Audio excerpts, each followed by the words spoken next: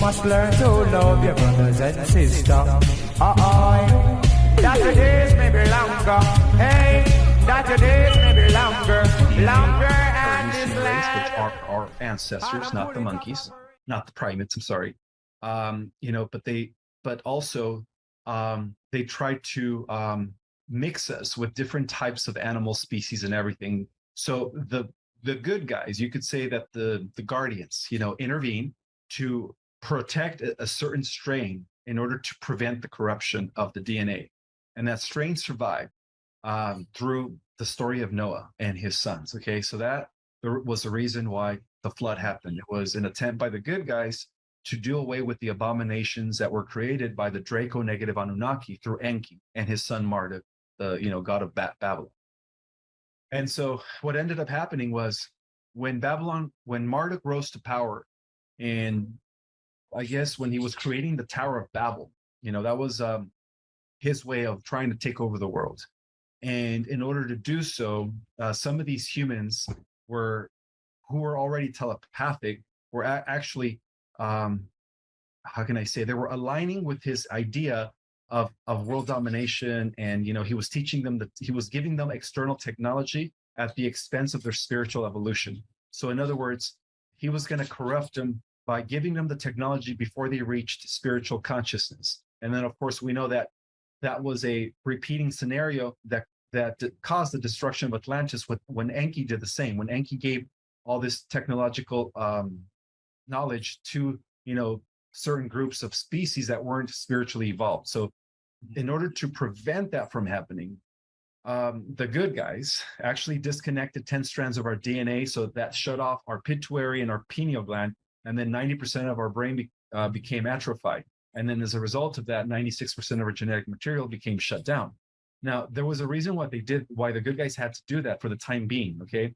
Was because if that wasn't the case, during the times of the Tower of Babel, Marduk was going to seduce the rest of humanity by giving them the advanced technologies back then, okay? They had their own secret space program. And that was going to eventually, he was going to use that as a way to regain control of the galaxy from this Earth. Because remember, the Earth had been under quarantine, okay? Following the collapse of Atlantis, the Earth became quarantined from the rest of the galactic community.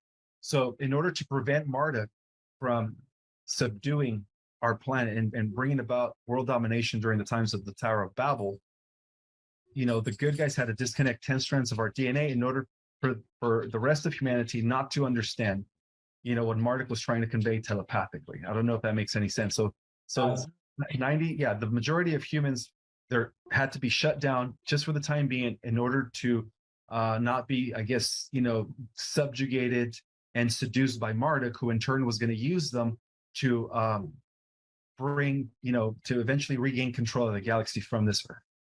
So that's the reason why they shut down 10 strands of our DNA. It had nothing to do with the bad guys. I always wanted to ask you this question. How did they do it? How did they shake it? Is it the button? Or is it? It's not a button. They actually put implants in our astral emotional bodies. All right. So it's from the higher level. They did it in the astral level, and they did it, and that caused the chemical hormone known as pinoline and carbonylines, I think they're called.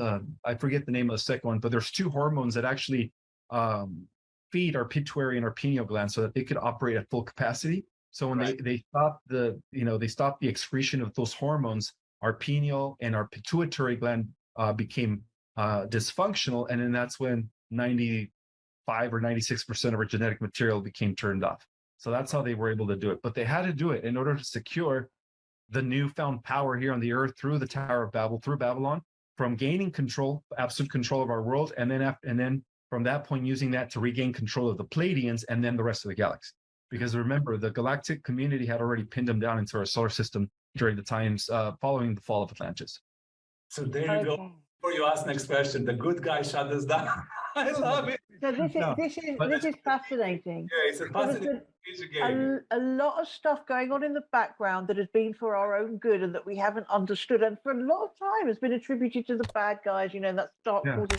Now, the thing is, why did all this happen in the first place? So the fact that they had to quarantine the Earth, and the fact that they had to shut down our DNA, Was that part of the divine plan, or was it like a glitch in the matrix and something that went wrong, which also opens up the whole chapter on Lucifer, the Dracos, and the why of all this? It was part of the divine plan. It was in a way to secure the rest of the galactic community from once again being retaken by the dark side. But the implants were given a limited period of time. In other words, the way they did it is like they put a timer on it, and the timer is actually has to do with now the times that we're now living in. So that timer is no longer. It's already like in other words, the implants are already overdue. So now the implants are being taken away, or in other words, they're becoming neutralized, and that explains why the awakening and the activations are now taking place now. Many of us are experiencing ascension symptoms. Our abilities are enhancing. Some of us are becoming telepaths. All that is coming online because of the fact that the clock has run out on the implants, on the astral implants, and that was again divinely done by the good guys, so that when the time was right, we could be ready to activate and transform into galactic superhumans as guardians, and that's when we're going to become the guardians, the new guardians. So it was all planned by the good guys. So are the bad guys divine too? Well, I don't know if they're divine, but I'm sure that in the overall scheme of things, they do play a key role. Because ultimately, good and bad are always, how can I say it? It's part of a duality. It's an experiment in duality. And that experiment is also temporary. Eventually it is over with, and it was just allowed to exist in order to grow at the highest level of reality. When you consider that the universe is one huge giant mind, right? That mind only expands when it has moments of duality. So those are temporary moments, and that moment is up. Yeah. So we might not describe them as divine because it doesn't kind of work, but they do play a role in the divine plan. And they do play a role in the divine plan.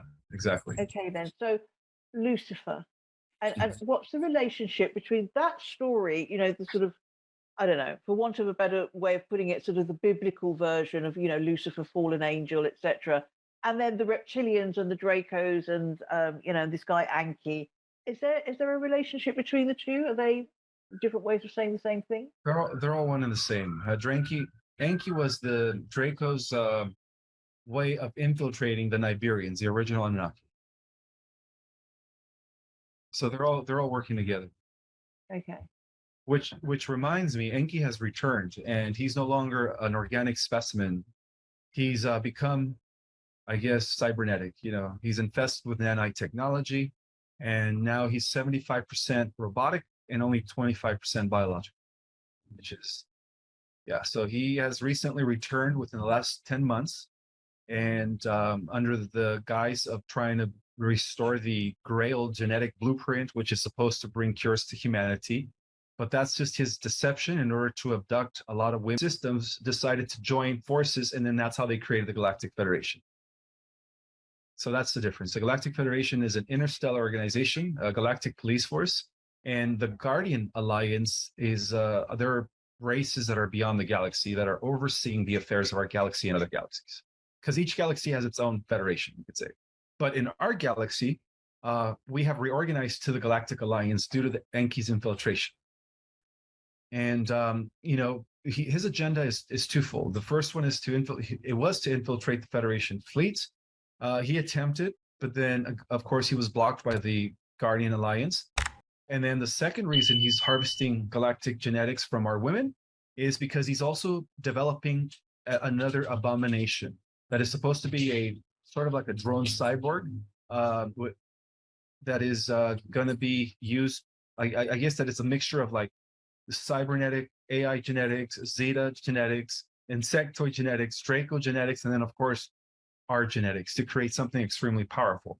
That's his version of, of what the good guys were making with us, right? Because we're the good guys' version of the ultimate mass, guardian race that was developed for billions of years. Well, that's Enki's version of that. And from what I understand is that we're not going to deal with that abomination until the end of the millennium. That's why we're going to have at least 1,000 years of peace when the ascension takes place, or the solar flash. And then that explains why the Bible and other books have talked about this final war. You know, they say that for 1,000 years, evil is going to be put on a leash. And then after 1,000 years, it's going to be unleashed for one final war against evil. Well, that war is going to be against these, you know, Draco Anunnaki drum cyborg things that he's developing right now. But what I understand, by that time, we are going to be fully activated with our dormant DNA, and we will be gaining all our new skills and abilities and becoming, you know, this mega version of the human being and realizing our true potential, right? Absolutely. So we definitely win that war because of that. You know, we're going to be given 1,000 years to train and use more dormant DNA, you know, so that we become really powerful.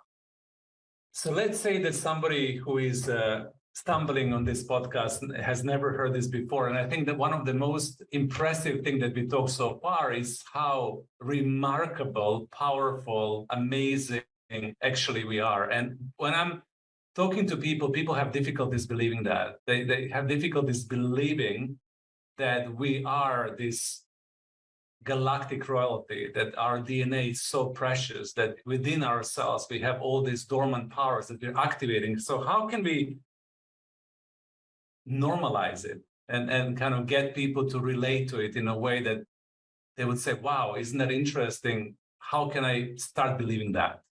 You see what I mean by that? Yeah, well, it's kind of one of those things where if you begin to talk about that with people that are considered not awakened, they're probably going to think you lost it. You know? They're probably going to think you're weird, you know. They do. You're right, Ismail. I They think do. as the genetic mutations continue to happen, and as more of us begin to use more of our dormant DNA, and as we get closer to the great solar flash, that's when, you know, we are going to be emerging as the next stage of human evolution for the new souls, which is like almost 85% of the world population, or 90, are going to know that we've been living among them the whole time. And then that's when they're going to believe us. They're going to believe us once they see us teleporting, flying, saving them from tsunamis and earthquakes, right? You know, all that stuff. Like, where do these heroes come from? You know, who are these guys? Walking the talk, basically, you know, like walking the talk, not only talking about it, but living that reality. Is that correct? So when you see it, then you believe it. Exactly. Yeah. And the solar flash or solar flare, that would serve as the signal to reactivate or to enhance our awakening or activation of the dormant DNA, correct? Absolutely, yes. And some of us are going to go beyond 12 strands. Some of us are going to activate 24 strands, and then a small number of us are going to activate 38 to 48 strands. And those are going to be the most powerful beings in the multiverse. Really, I know how much I'm going to activate. I don't know about you. I'm already on 38, and you? Me? Yeah. I'm planning on going to 44 strands of DNA.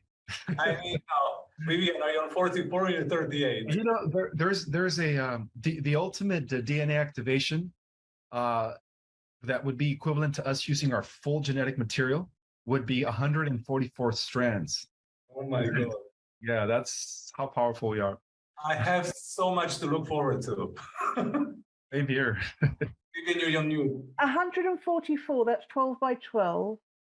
I'm really interested in the whole, you know, you answered a lot of our questions that we had around quantum physics and to what extent, you know, quantum physics is not just a theory, but real and underpins our universe. And you kind of answered that for us earlier on. But when it comes to the numbers and, you know, things like, you know, the fact that that's 12 times 12, there are 12 houses of the, you know, in the zodiac. There were 12, was it 12 gods or 12 disciples? I mean, all this number stuff and the fact that 22 is a, you know, is a master number and 33 is sacred mathematics and sacred geometry really a thing? And is it, you know, is it active and defining the way that we live?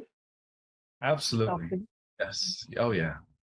Yeah. All reality is projected through sound frequency vibrations that are generated by geometrical patterns or living geometries rather. And they're living geometries. They're conscious. Geometry is a conscious. It's also conscious, you know? Yeah. Everything in our reality comes what they call it's what scientists have recently discovered as the ultimate. It's a geometrical pattern that gives existence to everything. I think call him I can't think of the name right now, the ultimate hadron or something like that. The ultimate hadron. I can't think of the name, but there's a name that they discovered that which is like in which everything collapses to just one geometrical pattern that acts as a seed of life for everything in existence. Everything comes from that one pattern. Now, of course, all of this comes under the umbrella of the Melchizedek. And I've heard you say in one of your interviews that you are actually a part of that order, and that Melchizedek is somehow, and we've kind of known this for a long time, Zoran and I as well, is closely linked to this whole sacred mathematics, geometry, things like the Fibonacci sequence, the ratio, the golden ratio. Can you tell us a little bit about that, about how the influence of Melchizedek energy and what it actually represents in relation to our physical reality? Well, the Melchizedek energy is the father figure energy. You know, I call them the three M's. You have Metatron, you have Melchizedek, and you have Michael. Well, Metatron is the equivalent of what we call the Father Absolute, the giver of life, residing from the central universe. Melchizedek is like the Ancient of Days, you know, I guess the progenitor of the Michaels and the orders of the Michaels, or of the creator sons and daughters that oversee the local universes. So Melchizedek is like the father figure, also known as the Ancient of Days. We consider Metatron the Eternal of Days. And then, of course, the Michaels are like the Union of Days. So they all work together, you know, to and even through mathematics and science, you know, it all stems from those from the 12 archetypes. You know, we also have the 12 archetypes. We also have the 7 mighty Elohim. So it's not like just one being. It's like that one being operating on different frequencies, exploring different aspects of itself through different names and functionaries. I don't know if that makes sense. Oh yeah, and when you join all those dots, you get the gods of Mount Olympus and the links to the planets and the houses of the zodiac, and it's all linked to sacred geometry and the mathematics that underpins our existence. Yes. We're coming close to the end of our show. We have 2 important questions, you know, and then wrap up. So one important question I really wanted to ask for a long time is, what about unity consciousness? In traditional spirituality, a lot of the people believe that once we transcend from this reality, which is third-dimensional reality, into the 4th, 5th, and 6th, you actually move from the polarity into unity. And what I understood that now polarity consciousness, it's available, or it's there throughout all the dimensions, because we're talking about the world, about conflict. There is always duality. Is that correct? It was correct, but now it's not correct. Now it's different because the dimensions have been cleansed. See, the way it works is that the forces of light begin the house cleansing from the top down. So the war broke out in the 11th dimension with, you know, the AI god Omega. And of course, members of the central race had to block him off from accessing the realms of eternity. So from the 11th dimension, we could say that we've been kind of, you know, eliminating the darkness, and then we managed to push them down into the lower 4th dimension where they currently reside. So upon the ascension, polarity is no longer going to exist beyond the 5th dimension. I guess that's the new protocol.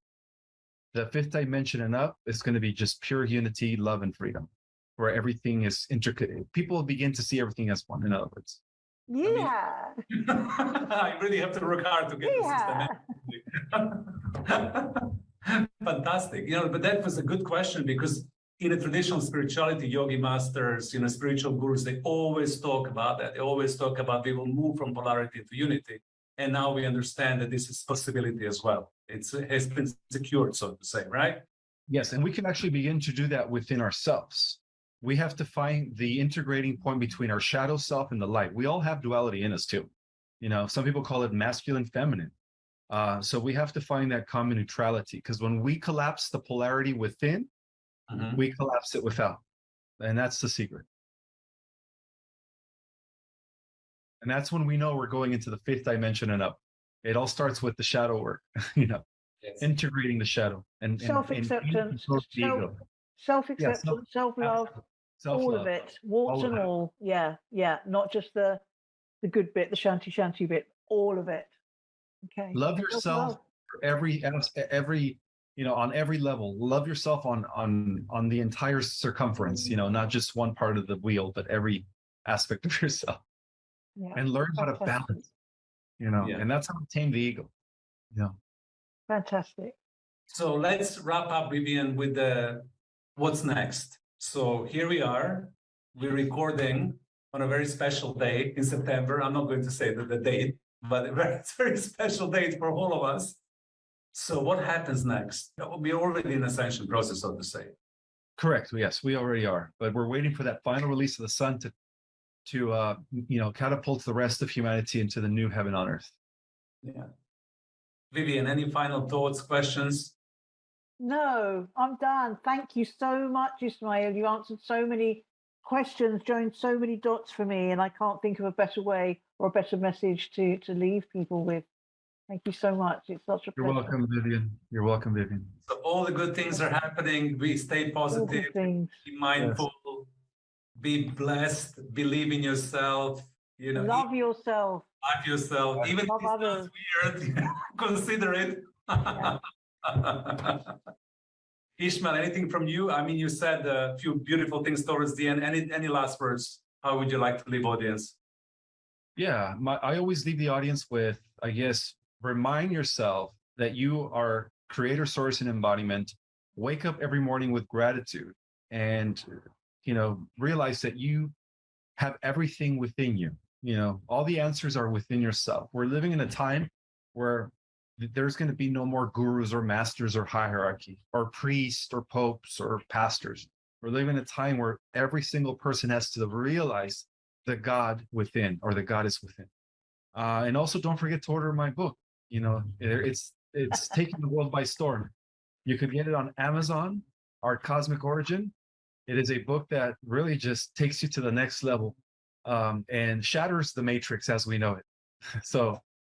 And I have, for those that want to go deeper into this, Our Cosmic Origin theme, I do teach courses online. And you could reach me at the Mystic Arts. I teach the Starseed Cosmology course. And unfortunately, I am booked till this January now. December. But we just opened up the January class. If you guys, want to reserve your spots, you could go to themysticarts.org. And of course, we're going to reference all of these sites under in the description of this podcast. Ishmael, thank you so much for your beautiful energy, for positive infusion of love and light. We're super grateful to have you, and have a wonderful day. Thank you, Soren. Likewise, my friend. We'll see you later. Bye. Bye for now. And bye, thank you so much for tuning in, and we'll see you. That your days may be longer. Hey, that your days may be longer.